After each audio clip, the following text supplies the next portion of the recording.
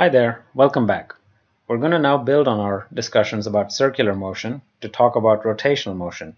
We'll introduce two new concepts, angular acceleration and torque, which is the angular equivalent of force. So far, our discussions of circular motion have focused on motion along a circle or around a circle with a constant speed. And we showed that even in these cases, with speed being constant, because the direction is changing, there is an acceleration which always points towards the center. And that was called centripetal acceleration. And we noted that when we have this constant speed motion, which is called uniform circular motion, we have a constant angular speed, which was the Greek letter omega. But there's no requirement in nature that says that an object going in a circle has to maintain the same speed. What if it is going in a circle and speeding up or slowing down at the same time? Well, in those cases, my omega, angular speed, will not be a constant. I will not be sweeping equal angles and equal intervals of time, and so I'm not in uniform circular motion. So the example I'm going to take is that of a car tire. And we're going to take the example when the car just begins to move and speeds up. So initially, the wheel is at rest, and if I take a point on the wheel close to the rim and follow it, as the car begins to move, after 1 second, that point might move over here. 1 more second later, that point could move over here. Another second later, that point could move over here. So now if I track this motion, for the very first second, the angle swept is this angle over here. Let me call that delta theta 1. For the next second, I'm sweeping a bigger angle. Let's call that delta theta 2. And for the next second, I'm sweeping a bigger angle yet. Call that delta theta 3. And since delta t is same in all these cases, my omega is changing. So I've got omega 1 as delta theta 1 over delta t, omega 2 as delta theta 2 over delta t, and so on. So omega is no longer a constant, which means I can talk in terms of an initial angular speed, a final angular speed, or velocity if I give it the sign which contains a direction. And so I can talk about a change in angular speed or a change in angular velocity. Angular acceleration is denoted by Greek letter alpha and is defined as the rate of change of angular velocity. And you'll remember from before that the direction of the change in angle or the direction of angular velocity was considered to be positive when it's counterclockwise and negative when it's clockwise. And the sign for angular acceleration is that it is positive when the change in angular velocity is positive. So these are for alpha, and alpha is negative when the change in angular velocity is negative. So change in angular velocity can be positive when angular velocity is positive and increasing, or when angular velocity is negative and decreasing. So these two correspond to a positive angular acceleration. By the way, angular velocity is positive simply means motion in counterclockwise direction, and gaining in speed, the angular acceleration will be positive. And if it is spinning in a clockwise direction and slowing down, the angular acceleration will be positive. And the other two situations would be negative angular acceleration. So if something is moving in the clockwise direction and speeding up, or if something is moving in the counterclockwise direction and slowing down, those would correspond to a negative change in angular velocity and hence a negative angular acceleration. By the way, this is all very similar to our discussions about linear motion, where a positive velocity and speeding up or a negative velocity and slowing down both meant a positive acceleration, and so on. And if you look at the units, the SI units of angular acceleration would simply be delta omega's SI unit, which was just radians per second, and we divide that by delta t, which is in seconds, so this becomes radians per square second. Now let's look at some analogies here. The omega equals delta theta over delta t was very similar to v equals delta x over delta t. And the angular acceleration definition is very similar to the linear acceleration, which was delta v over delta t.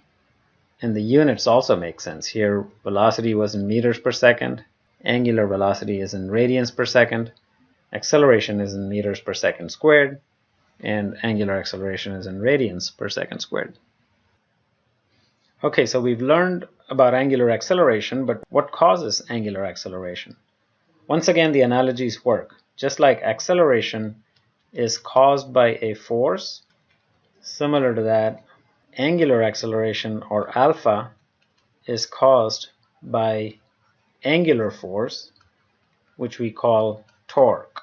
And torque is denoted by Greek letter tau, and that's our next topic of discussion. We use torque every day. For example, if I've got a top view of a door over here that's hinged to the left, and we push on it to the right to swing it open, we use torque. When we open up a bottle cap, we use torque, and there are a lot of other examples where we use torque. Torque is essentially a force that's applied at a distance from a pivot point. So in order to have torque, you must have a force separated by a distance from a pivot. So without a force and without a pivot point, you don't have torque. You also know from practical example that if you apply a force with the hinge on the left, if you apply a force all the way to the edge on the right, versus if you apply a force halfway down the door, versus if you apply a force on the door where the hinge is, you have different torques. The most effective way to open the door is to push it on the opposite end of where the hinge is, which is where the handles are. And you'll see that the closer you push to the hinge, the harder it gets to swing the door open. So the farther you are from the pivot, the more the torque. Remember, torque is the angular equivalent of force, and it causes angular acceleration. So if I talk about torque in these cases, if I push right at the hinge, the torque will be 0, and this torque will be some medium value when I push it in the middle, and the torque will be maximum when I push it at the end if I'm pushing with the same force in all cases. And similarly, we know that, again, if the door is over here and I'm working on the edge, but if I apply a force in this direction over here versus this direction over here, let's say at a 45-degree angle, versus this force that's perpendicular to the door frame, I have different torques. The torque for this situation, where the force essentially goes through, or the line of force essentially goes through the pivot point, the torque would be 0, and the torque would be maximum when the force is applied perpendicular to the line that connects the pivot to where the force is applied, and it'll be a medium value for angles in between. So to discuss these, let's take a general example where, let's say I have a door that's sitting at this angle, hinged over here, and I apply a force on it in this direction over here. To determine the torque, I got to do a few things. Number one, identify where the force is applied. Number two, identify the pivot point. And number three, connect the pivot to the point where the force is applied, and that's called the lever arm for the torque, or let's call it R, the distance between the point where the force is applied and the pivot itself. So I've got R over here. And there's some angle, let's call this angle phi, between the direction of the force and the direction of this line that connects the force to the pivot. It turns out that the torque equals the perpendicular component of the force times that distance r. So in this case, I can take the direction along r and the direction perpendicular to it and break the force into two components. I can have a component that's parallel to r, and I can have a component that's perpendicular to r. And as we discussed before, any force that goes through the pivot point will not cause any rotational motion. And so the only thing that matters is the perpendicular component of the force, which is why the torque is given by this equation. So in our case, I can write this as F times sine of phi, that's what F perpendicular would be, times R.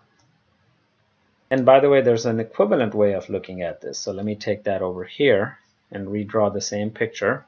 So I got F, I got R, and I have phi, the angle between them. If I now, instead of extending R, if I extend the line along which the force applies, that's called the line of action. And then if I draw a perpendicular line to the line of action that passes through the pivot, so perpendicular to the line of action would look something like this, and the particular perpendicular that would pass through the pivot would look like that, where this is 90 degrees. And because this angle here is phi, so is this. And so this distance here, that's the shortest distance from the pivot point to the line of action, we can call that R perpendicular. And the torque, the magnitude of the torque, can be written as the entire force instead of just the perpendicular component times the perpendicular component of the distance between the force point and the pivot. And because this is theta, R perpendicular is simply R times sine of theta. It's the opposite to the angle. So this gives me F times R sine of phi. Our angle is phi in this case, not theta. And so both of these are FR sine phi, if I take the first form or the second form. So the magnitude of the torque can be determined by taking the perpendicular component of the force times the entire distance, or the perpendicular component of the distance times the entire force. Those two are equivalent. Now the form we use depends on the problem. In a lot of situations, like this door situation over here, it seems to be easier to take the perpendicular component of the force times the distance. But if I have a geometry like this of an object, let's say which is pivoted over here, and I apply a force over here, if I know this dimension, remember this is not R. R is the line that connects where the force is applied, which is there, to the pivot. So this would be R. But given a shape like this, it's more likely that what we would be given is this distance, let me call that D, and I might be given this force. So in this case, torque can be determined as F times D, and since they are both perpendicular to each other, there is no angle to worry about. And by the way, if you look at the geometry here, the angle between the force and the distance vector is over here, which tells us that D is nothing but the R perpendicular, or R sine of phi, which is what we were dealing with. So either form works. You can just use the form that's easier for you given any situation. Okay, the last thing to mention is the sign for torque. We've talked about the magnitude, but torque is a vector, so we got to talk about its direction. And the way that works is that torque is positive if the force causes or tends to cause counterclockwise rotation around the pivot. And torque is negative if the force tends to cause or causes a clockwise rotation around the pivot. And the last thing, if I have multiple torques, the way I add them is as vectors, just like we did for forces. So if I have two torques, torque 1 and torque 2, I got to add them as vectors. But adding forces as vectors required geometry and taking components along x and y axes. Turns out that adding torques is easier because torques are either positive or negative. They are never any other direction. And so all I got to do is take the signs into account, and then I can just add the numbers. And we'll see examples of these as we move forward. In this slice of physics, we covered angular acceleration and torque. We made the analogies and connections to linear motion, hopefully to make it easier for you to understand. And here's the summary points that were covered in this video.